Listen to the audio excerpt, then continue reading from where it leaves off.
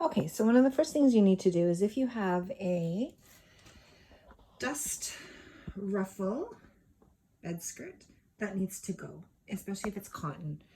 Whatever it is, it seems to embed itself right into the material, and it's very difficult to get out.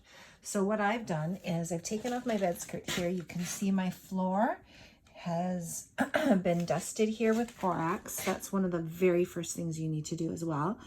I keep it on until I don't feel any more little feathers at my ankles. I've kept it, at times before when I've had outbreaks, like for a couple months, just to make sure. Now, the next thing is that you get rid of all of the cotton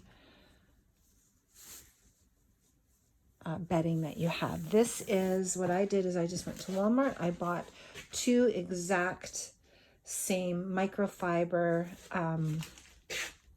bedding sheets, and these have been holding up a heck of a lot better than any of the cotton. I had really expensive, beautiful Egyptian cotton that just went in the garbage. I just couldn't take the chance anymore because I kept reinfecting myself. So instead of calling this Morgellons, what I'm calling this is excessive yeast overgrowth syndrome. And the reason why I'm calling it that is because whenever I go on antibiotics, right after, many women know this, that you can get a pretty wicked yeast infection right after. So what happens with me is I can be completely symptom free, go on antibiotics, and as soon as I'm off the antibiotics, all hell breaks loose as far as a yeast overgrowth goes. The melasma on my head and the candida throughout my body, it goes completely out of control. And so that's what's happened in this particular case. I went on antibiotics, and now I've had an exacerbation of what I'm calling excessive yeast overgrowth syndrome. So what happens is, I don't think there's anything really nefarious going on. Like, some people are thinking, oh, that there's nanoparticles and, this big agritech companies have been experimenting with different kinds of nano forms of yeast. And I mean, that may very well be possible, but to me, I don't find that particularly helpful. That just gives me more anxiety, and I don't really want to do that. So what I've chosen to do is accept the explanation of my dermatologist, who explained to me just a few months ago that there are just some people that are unable to fight off various forms of yeast and fungus to the extent that other people can. And he believes that it might be hereditary. He has me actually on terbinafine right now, which I think is really helpful. It's helping with some athlete's foot that I've had for over 10 years. And I believe it's all just part of the same excessive yeast overgrowth syndrome that used to be called Morgellons. So I believe that when you are having a yeast overgrowth episode, that the yeast weaves itself into the cotton of your bedding, and that's what you can feel, like how yeast kind of gurgles when you're baking bread. That's what it's doing on your skin. It feels very much like bugs, but it isn't. If you continue to have this yeast overgrowth on your skin, it can certainly attract various insects to want to feed on the yeast, and that happens, for some people who have this yeast overgrowth syndrome for quite a long time. So again, back to the bedding. Whenever I get into bed, I wash my bedding every night whenever I'm having an episode. And I take a roller the night before and I roll and just make sure that the bedding is clean as soon as it comes out of the washer and the dryer. And the next morning, I use the roller again to gauge where I'm at in my healing process. So a couple of weeks ago when I did this, the roller was full, absolutely full. And you can see that it is. Last night when I rolled it before I got into bed, it was completely clear. So my body, you can see I'm having a lot less symptoms, but still my body is getting rid of the excessive yeast, and it's coming out of my pores.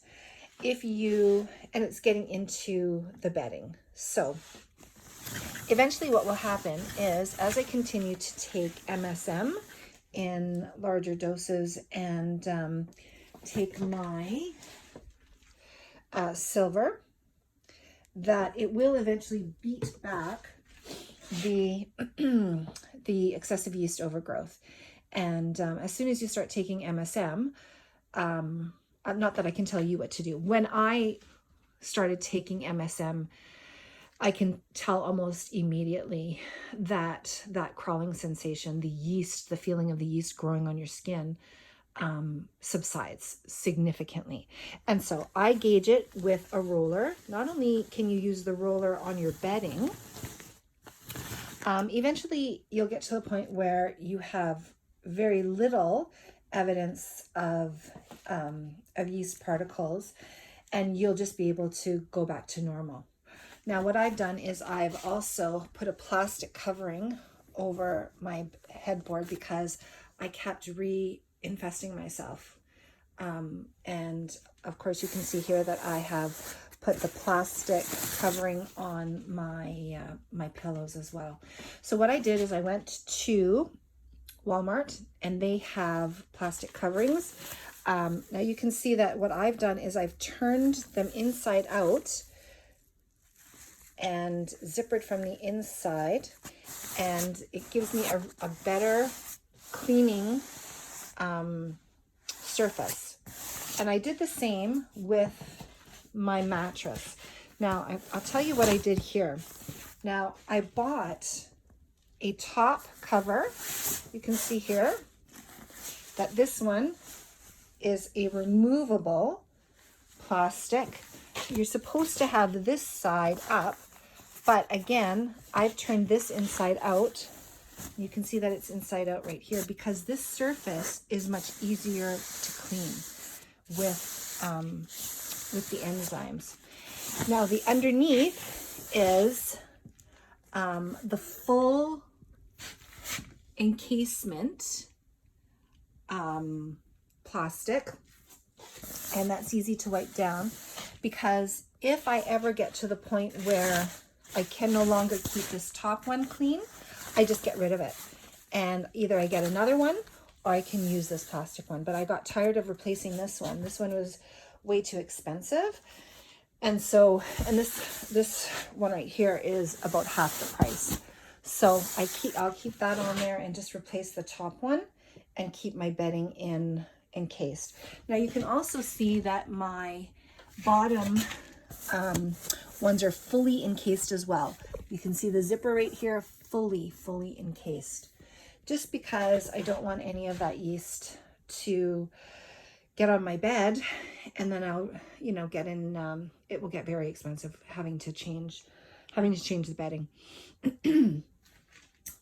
What else can I say here?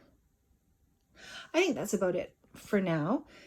And again, what I do is I take my enzymes, my clean greens, before I get into bed.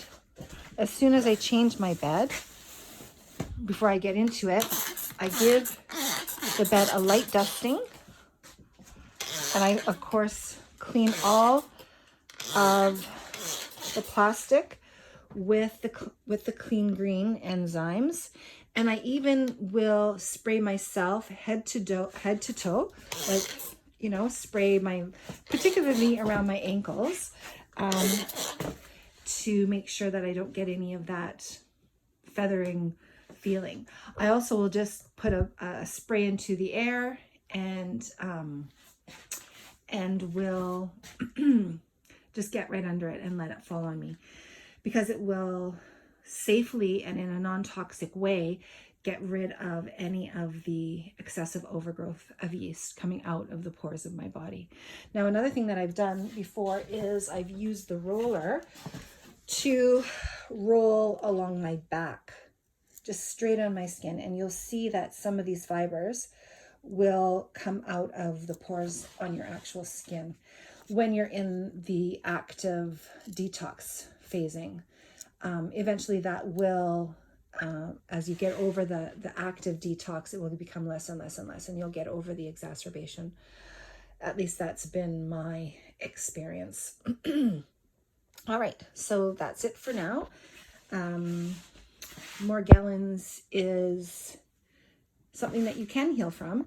And again, I'm going to drop that term Morgellons. It's, I don't think it's an accurate term. So again, we're calling it excessive yeast overgrowth syndrome. And that makes it sound much more manageable, which it is. Good luck, folks.